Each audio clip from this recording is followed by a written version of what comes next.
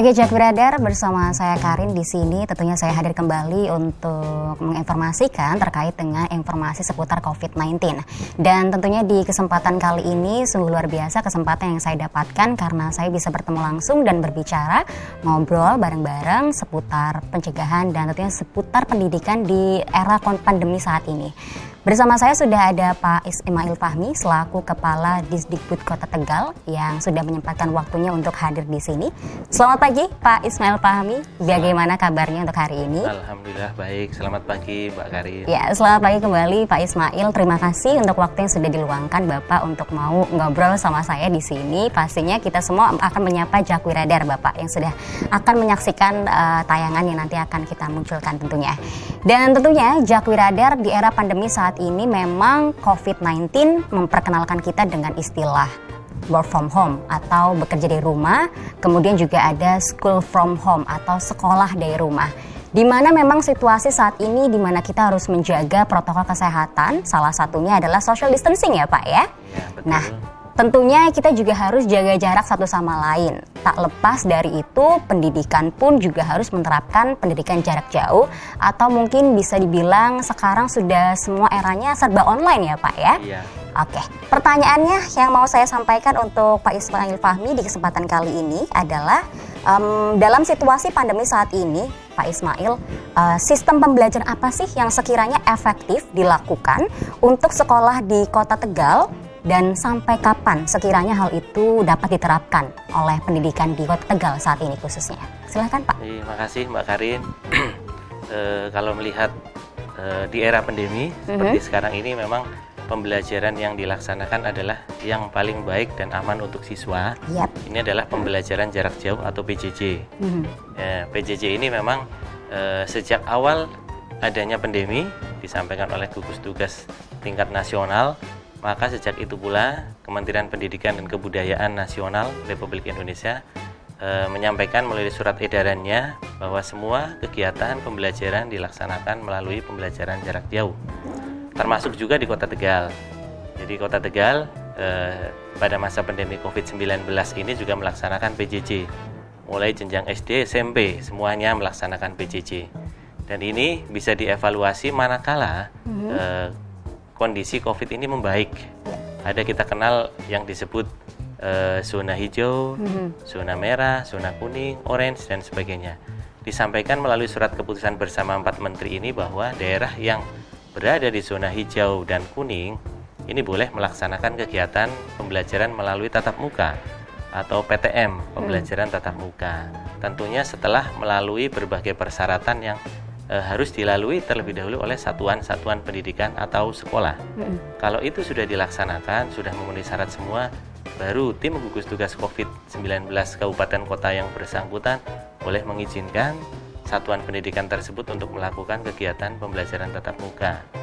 Tentunya juga dengan mendengarkan atau menerima rekomendasi terlebih dahulu dari Dinas Kesehatan setempat. Begitu Mbak Karin. Kalau boleh tahu dijelaskan Pak secara rinci persyaratannya apa saja sih yang dibutuhkan?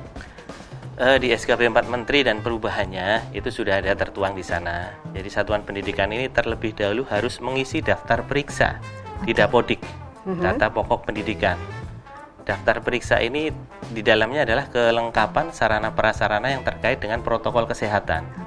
Mulai dari alat cuci tangan menggunakan sabun dengan air mengalir, ketersediaan termogan, kemudian juga hand sanitizer, masker dan sebagainya, sampai kepada penyemprotan desinfektan. Jadi sebelum melaksanakan kegiatan pembelajaran dan setelah pelaksanaan pembelajaran di sekolah ini wajib dilaksanakan penyemprotan dengan menggunakan desinfektan. Setelah mereka mengisi Dapodik tadi, daftar periksa, Dinas Pendidikan setempat dengan pengawas-pengawas satuan pendidikan ini diwajibkan untuk melihat terlebih dahulu atau memverifikasi terlebih dahulu apakah betul sekolah ini yang sudah mengisi daftar periksa tadi betul-betul ada tidak alatnya. Kemudian disimulasikan tata cara anak-anak ini pemberangkatannya seperti apa, kemudian setelah masuk ke sekolah melalui gerbang sekolah seperti apa, kemudian juga masuk ke kelas mekanisme pembelajarannya seperti apa, kemudian masa istirahat, demikian juga untuk kepulangannya. Kalau ini sudah dirasa yakin dan betul, maka sekolah dinyatakan siap melaksanakan KBM tatap muka dan tentunya dapat izin dari gugus tugas COVID-19 tingkat Kota Tegal gitu. Oke, kalau tadi Pak Ismail menyebut ada sarana dan prasarana yang memang diharuskan ada di masing-masing sekolah atau instansi sekolah begitu ya. Nah, dari sarana dan prasarana tersebut apakah memang sudah disediakan langsung dari Dinas Pendidikan dan Kebudayaan atau mungkin memang dari sekolahnya masing-masing yang bertanggung jawab untuk menyediakan tersebut, Bapak? Iya, betul sekali Mbak Karin. Kelengkapan tadi memang harus ada di setiap satuan pendidikan, khususnya dalam rangka pelaksanaan kegiatan pembelajaran tatap muka atau PTM tadi. Melalui dana BOS, yang pertama BOS reguler. Ini BOS yang diperuntukkan dari Kementerian Pendidikan kepada satuan pendidikan. Di sana tertuang salah satu itemnya adalah boleh digunakan untuk pembelian sarana prasarana yang terkait dengan protokol kesehatan. Yang kedua, pemerintah Kota Tegal juga memberikan kesempatan kepada sekolah bagi yang menggunakan BOS reguler tadi masih dirasa kurang, melalui BOS pendampingan kota. Ini Kota Tegal juga menyediakan juga untuk bisa digunakan pembelajaran menggunakan protokol kesehatan tadi. Jadi BOS pusatnya juga diperbolehkan untuk pengadaan sarpras tadi.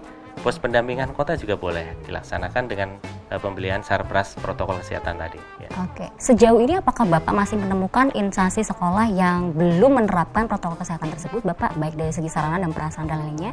Yang perlu kami jelaskan di sini bahwa untuk jenjang SMP, jenjang SMP ini pada awal mulainya kegiatan tatap muka awal Agustus sampai dengan kemarin di pertengahan bulan Oktober ya. Kemarin telah dilaksanakan di sebagian sekolah untuk melaksanakan KBM tatap muka. Hasil verifikasi di setiap satuan pendidikan semuanya mereka sudah mematuhi protokol kesehatan. Untuk jenjang SD sendiri masih pada tahap verifikasi untuk melihat secara langsung kelengkapan sarana prasarana protokol kesehatan di setiap jenjang SD, dan hasil verifikasi ini tinggal dilaporkan.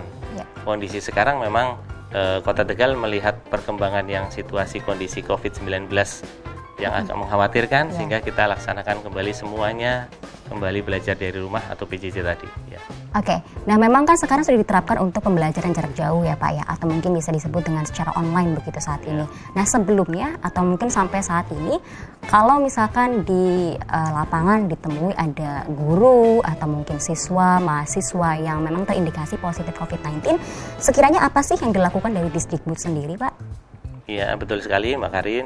Jadi sudah ada langkah antisipatif dari Dinas Pendidikan Kebudayaan Kota Tegal, tentunya dengan koordinasi dengan Dinas Kesehatan Kota Tegal. Secara prinsip apabila dalam masa pembelajaran tadi warga sekolah, baik itu siswa, guru, tenaga kependidikan, tenaga administrasi, kalau memang ada yang terkonfirmasi positif, maka yang harus dilaksanakan adalah yang pertama mereka harus segera menghubungi Dinas Kesehatan setempat atau sarana kesehatan setempat. Kalau memang ada penyakit bawaan atau penyerta yang menyebabkan mereka harus dirawat di rumah sakit, maka tentunya rujukan ini akan berlaku untuk mereka. Tapi kalau memang mereka termasuk dalam kategori orang tanpa gejala, tidak ada perasa sakit dan sebagainya, maka akan kita minta mereka untuk segera melaksanakan isolasi mandiri di rumah. Kemudian bagi warga belajar yang lain, warga satuan pendidikan yang lain, apabila di sekolahnya ada yang terkonfirmasi positif tadi, maka serta-merta setelah itu mereka juga wajib melaksanakan isolasi mandiri. Bisa WFH secara bergantian juga melaksanakan segera melaporkan kepada Dinas Kesehatan setempat. Nanti akan kita dorong mereka untuk segera dilakukan tracing, sehingga tracing ini yang nanti akan menentukan apakah mereka punya riwayat kontak erat dengan yang terkonfirmasi positif ataukah tidak. Kalau mereka ada riwayat kontak erat dengan yang terkonfirmasi positif tersebut, tentunya Dinas Kesehatan akan melakukan langkah berikutnya, bisa melakukan swab dan seterusnya. Gitu. Jadi seperti itu sudah kita keluarkan dengan surat edaran, dan kami yakin satuan pendidikan sudah melaksanakan itu semua. Oke, nah kalau tadi kan kita berbicara mengenai pembelajaran secara langsung atau tatap muka, di mana juga disediakan protokol kesehatan yang memadai ya Pak ya, dari segi adanya alat cuci tangan dan lain sebagainya. Nah kalau misalkan saat ini di mana kita menerapkan pembelajaran jarak jauh atau mungkin secara online, untuk penerapan protokol kesehatannya seperti apa Pak kalau misalkan secara online tersebut? Ya, PJJ ya, pembelajaran jarak jauh ini memang dilaksanakan dari awal mulai adanya pandemi COVID. Untuk mekanisme PJJ ini berarti yang harus melaksanakan protokol kesehatan di sekolah adalah bagi guru dan tenaga administrasi yang memang tetap harus melaksanakan pekerjaan dari kantor. Sama dengan yang lain di instansi yang lain, masuk ke sekolah dan pulang dari sekolah tetap harus mematuhi protokol kesehatan. Hand sanitizer, masker dan sebagainya ini wajib dilaksanakan. 3M tadi yang wajib menggunakan masker, wajib menjaga jarak dan wajib mencuci tangan dengan menggunakan sabun dengan air mengalir ini memang harus tetap dilaksanakan. Itu menjadi kewajiban yang harus dilaksanakan oleh semua insan termasuk di satuan-satuan pendidikan. Untuk anak-anak yang melaksanakan kegiatan belajar mengajar dari rumah, ini memang sekolah tetap punya kewajiban mereka melalui guru-guru di satuan pendidikannya, bisa melalui guru kelas atau guru mata pelajaran. Dalam setiap pembelajaran yang harus mereka tanyakan yang pertama adalah bagaimana kondisi anak-anak ini, dalam keadaan sehatkah? Kemudian kalau ada keluhan nanti juga ditanyakan keluhannya seperti apa, sampai kepada saran kepada keluarganya, orang tuanya, kalau diperlukan segera menghubungi sarana kesehatan terdekat. Ini memang yang bisa kita laksanakan dalam mekanisme pembelajaran jarak jauh gitu. Oke, dan memang sebagaimana slogan dari pemberantasan COVID-19 ini sendiri pun slogannya sekarang itu adalah ingat pesan ibu ya Pak ya, yaitu wajib untuk mencuci tangan, kemudian wajib mengenakan masker, dan yang terakhir adalah wajib untuk menjaga jarak ya Pak ya. Nah tentunya kalau misalkan kita sudah social distancing nih, di mana semuanya sudah pembelajaran jarak jauh, sejauh ini semua sekolah dalam penerapan sistem PJJ-nya ini apakah sudah berjalan maksimal? Terus dari Disdikbud sendiri bagaimana mengontrol sistem pembelajaran jarak jauh tersebut? Ya betul Mbak Karin, jadi dalam setiap pembelajaran memang harus ada tahapan yang disebut evaluasi. Ya. Evaluasi ini kita laksanakan secara berjenjang, mulai dari pengawas sekolahnya. Di dalam pengawas sekolah ini ada daerah yang disebut daerah binaan atau Dabin. Ini masing-masing pengawas ada 10 satuan pendidikan di bawahnya. Kemudian juga melalui kepala sekolah yang punya kewajiban juga melaksanakan supervisi terhadap guru-guru yang ada di kelas satuan pendidikan masing-masing. Kami sangat bahagia dan bangga di Kota Tegal ini, baik jenjang SD maupun SMP, di masa pandemi COVID ini bisa membuat satu inovasi, yaitu membuat kurikulum optimal. Ada satu ketentuan dari Kementerian Pendidikan Kebudayaan, daerah itu diberikan alternatif. Boleh menggunakan kurikulum 2013, itu pilihan. Kemudian boleh menggunakan kurikulum darurat di masa COVID, atau boleh mengembangkan sendiri disesuaikan dengan kondisi daerahnya. Yang di Tegal ini disebut kurikulum optimal tadi. Dan 2 kurikulum ini sudah ditayangkan lewat internet ya. Jadi di Google juga ada, kemudian di website juga ada. Jadi siapapun warga belajar ini bisa mengakses materi pembelajaran baik di tingkat SD maupun SMP di alamat-alamat website yang sudah ditentukan. Ini juga sudah kita sampaikan kepada satuan pendidikan. Hasil karya mereka sendiri digunakan oleh mereka sendiri, dan ini juga sebagai bentuk karya inovasi di masa pandemi COVID. Secara prinsip optimal, kurikulum optimal ini berarti bisa dimanfaatkan oleh setiap satuan pendidikan di Kota Tegal atau di tempat-tempat yang lain yang memang bisa mengakses secara langsung internet ini gitu. Oke, nah tentunya dalam era new normal saat ini, di mana kita juga sudah mulai untuk beradaptasi ya dengan kebiasaan baru kita, apalagi kebiasaan baru di mana kita harus belajar jarak jauh menggunakan media sosial, kemudian media di mana kita harus belajar secara online, begitu tentunya pasti tidak ada yang mulus dong ya Pak ya. Nah sejauh ini Pak, dari sistem pembelajaran jarak jauh yang sudah diterapkan oleh Disdikbud sendiri kepada orang tua, siswa, dan juga guru di Kota Tegal sendiri, apakah menemui keluhan mungkin dari mereka Pak sejauh ini? Nah kira-kira kalau misalkan dari Disdikbud sendiri, apa nih tanggapannya atau mungkin yang dijawab untuk keluhan tersebut? Begitu. Iya betul, dalam setiap satu kegiatan dimungkinkan ada setiap permasalahan ataupun kendala yang terjadi. Ini dalam rangka PJJ tadi, saya yakin juga daerah lain mungkin sama ya. Kendalanya adalah yang pertama adalah sarananya. Ya, sarana prasarana, apakah siswa-siswi dan gurunya ini betul-betul memiliki sarana pembelajaran baik berupa laptop, komputer ataupun handphone yang berbasis Android ataukah tidak. Yang kedua adalah kuotanya. Jadi itu mungkin yang paling penting sih ya Pak ya. Iya betul. Jadi kuota ini juga setiap siswa yang akan mengakses internet kan dibutuhkan kuota.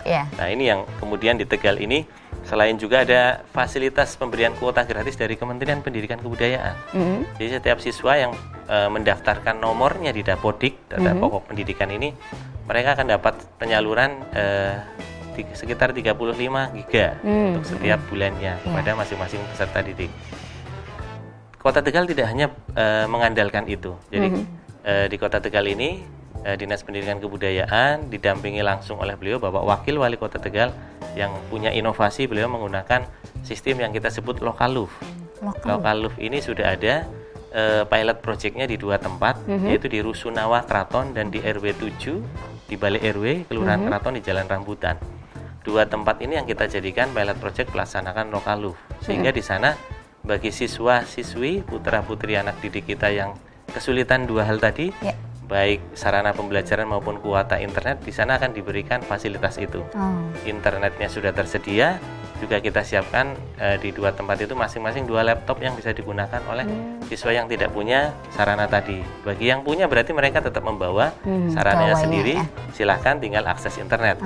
Bagi yang tidak ada, relawan pendidikan siap memfasilitasi mereka dengan 2 laptop yang sudah disediakan. Luar biasa sekali Bapak. Dan saya dengar bahwa ternyata baru-baru ini mendapatkan penghargaan tentang Lokaluf itu sendiri ya Pak ya. Kalau boleh dijelaskan nih, apa sih mungkin manfaatnya untuk para siswa ini Pak dari adanya program tersebut? Iya, jadi Lokaluf ini alhamdulillah kemarin baru saja mendapatkan penghargaan dalam kategori Smart Society ya. Ada beberapa jenis penghargaan yang diberikan oleh Kementerian Kominfo bekerja sama dengan Siti Asia. Ini diberikan Kota Tegal ini atas pengembangan inovasi Lokaluf tadi. Lokaluf ini seperti kami sampaikan tadi banyak sekali manfaatnya, terutama dalam masa pandemi COVID untuk pembelajaran jarak jauh. Di samping di sana nanti sudah kita siapkan tempatnya, sarana internetnya, media pembelajarannya, juga nanti akan ada relawan pendidikan dan juga pengawas sekolah yang akan mendampingi anak-anak selama mereka belajar di sana. Jadi tidak terbatas ruang dan waktu di sana. Nanti semua siswa yang memang ada kesulitan belajar dari rumah, silakan datang ke 2 tempat tersebut. Ke depan nanti juga ada kita siapkan lagi 3 kelurahan yang akan jadi pilot project. Nanti bertahap, mudah-mudahan ke depan nanti kalau ini manfaatnya banyak, kita doakan bersama agar setiap kelurahan nanti juga bisa mengakses internet seperti di 2 pilot project yang tadi sudah kami sampaikan, di Rusun dan di Balai RW 7 Kelurahan Kraton. Dari tempat-tempat tersebut yang sudah disediakan nih, khususnya yang berjalan saat ini kan sudah 2 tempat, sudah 2 lokasi yang berjalan. Apakah ada batasan tersendiri Pak dalam mengakses tersebut begitu? Ya betul sekali Mbak Karin, ini cermat sekali pertanyaannya ya. Jadi memang anak-anak ya, namanya anak-anak kalau biasanya mereka suka main game, suka mengakses internet yang lain. Tim Lokaluf ini didampingi langsung oleh Kominfo. Jadi pada awal kita mulai program Lokaluf ini memang betul selain mereka belajar juga mengakses hal-hal yang tadi main game dan sebagainya. Sekarang sudah tidak bisa lagi. Jadi itu hanya bisa digunakan untuk belajar. Jadi ada link yang di blok atau mungkin tidak bisa diakses begitu ya. Betul. Oke, itu kalau misalkan dari segi link yang diakses atau mungkin yang tidak bisa diakses. Nah, kalau itu bersifatnya, itu kan sifatnya gratis begitu ya Pak ya, bisa diakses oleh kita semua. Kalau dari mungkin siswanya yang sudah punya kuota sendiri atau mungkin sudah dapat kuota bantuan, tapi kemudian masih tetap datang ke tempat tersebut menggunakan media tersebut secara gratis, kemudian kuota yang dia punya untuk hal lain di rumah, apakah itu bisa lolos dari pengawasan Pak? Jadi begini, jadi Kementerian Pendidikan Kebudayaan memberikan paket data kuota internet juga sudah kerjasama dengan provider-provider yang ada di Indonesia ini. Di sana juga sudah ada perjanjian yang paket data yang diberikan kepada siswa ini juga sama, dibatasi aksesnya hanya untuk belajar. Tapi kami juga tetap mempersilahkan anak-anak ini kalau memang mereka sudah dapat paket data kuota dari kementerian, tapi juga mau tetap menggunakan Lokaluf untuk belajar, kami persilahkan. Barangkali dibutuhkan akses yang lebih kuat, lebih luas, dan juga bisa digunakan untuk pembelajaran berikutnya. Kan mereka juga semakin banyak paket data kan semakin banyak waktu mereka untuk belajar. Gitu. Ya. Oke, luar biasa sekali. By the way, selamat ya Pak sekali lagi untuk penghargaan sudah diraih ya Pak ya. Alhamdulillah, Mbak Karin. Tapi tentunya kita pasti masih menemui beberapa kendala, khususnya kalau misalkan untuk pembelajaran jarak jauh sendiri. Sejauh ini kalau dari Kota Tegal sendiri, kendala yang masih sering ditemui apa Pak? Kendala utama tadi ya, kami sudah menginventarisir secara prinsip ada siswa-siswa yang mereka memang tidak mampu dalam kategori tidak mampu secara ekonomi, kemudian juga ada keterbatasan paket data kuota internet itu, sehingga melalui Lokaluf ini kami harapkan siswa yang ada di lokasi-lokasi tersebut untuk bisa menggunakan akses tersebut. Silakan datang di 2 tempat tadi yang sudah kami siapkan, dan juga nanti di beberapa kelurahan, tiap-tiap kecamatan nanti ada 1 kelurahan yang menjadi pilot project untuk pelaksanaan kegiatan KBM secara daring, bisa di tempat-tempat yang sudah kami siapkan. Tentunya akan ada teman-teman dari pengawas sekolah dan juga dari relawan pendidikan yang akan membantu mereka melaksanakan kegiatan KBM di tempat-tempat yang sudah disiapkan tadi. Itu, Mbak. Oke, luar biasa. Pertanyaan terakhir dari saya, Pak Ismail Fahmi, kira-kira boleh Bapak sampaikan kepada Cakwirader semua optimisme apa yang memang harusnya saat ini muncul untuk kalangan pendidikan, khususnya di era pandemi saat ini, Bapak? Silakan. Terima kasih, Mbak Karin. Jadi Cakwirader Tegal dalam kaitannya dengan pendidikan, bahwa belajar ini kan menjadi satu kewajiban kita semuanya. Tidak harus di sekolah, di tempat di mana saja kita harus terus-menerus belajar. Dalam masa pandemi COVID ini kita buktikan di Kota Tegal tetap bisa berinovasi dan prestasi, dan terbukti dengan pemberian penghargaan dari 500 sekian kabupaten kota, Kota Tegal menjadi 30 penerima penghargaan dari Kementerian Kominfo yang tadi kami sebutkan terkait dengan inovasi Lokaluf. Kemudian ada beberapa sekolah juga yang muncul inovasinya di masa-masa pandemi COVID. Bahkan salah satu SMP swasta di Kota Tegal berhasil meluncurkan majalah. Majalah yang ini hasil karya dari anak-anak siswa-siswa yang ada di sana. Sehingga kami yakin dan sepenuhnya percaya, ayo tetap semangat, tetap berinovasi, tetap berkreasi di masa pandemi COVID ini. Jangan menjadikan turun semangatnya, motivasi berkurang. Justru di masa pandemi COVID menjadikan semangat kita harus bertambah, kembangkan diri, dekatkan dengan keluarga, dekatkan dengan Sang Pencipta, sehingga pendidikan karakter ini tetap bisa terjaga di rumah, di sekolah, dan dimanapun warga belajar ini ada. Saya kira itu, Pak Karin. Oke, baik. Terima kasih Pak Ismail Fahmi, dan tentunya begitu Cakwirader obrolan yang sudah saya lakukan dengan Pak Ismail Fahmi selaku Kepala Disdikbud Kota Tegal. Tentunya memang di era pandemi saat ini kita semua ya Pak ya, baik dari semua divisi atau mungkin semua kalangan, tentunya kita juga harus selalu ingat pesan Ibu ya Pak ya. Yaitu yang pertama adalah wajib untuk mengenakan masker. Kemudian wajib untuk mencuci tangan menggunakan sabun, dan tentunya wajib untuk menjaga jarak. Pun yang sudah kita lakukan obrolan kali ini, kita juga sudah social distancing ya Pak ya? Iya betul, Oke. social distancing. Oke, tentunya Cakwirader, mudah-mudahan informasi yang kami sampaikan tentunya bermanfaat. Sekali lagi terima kasih Pak Ismail Fahmi untuk waktu yang sudah diluangkan untuk kami dari Radar Tegal pastinya. Dan tentunya Cakwirader, stay safe ya, stay healthy. Sampai jumpa.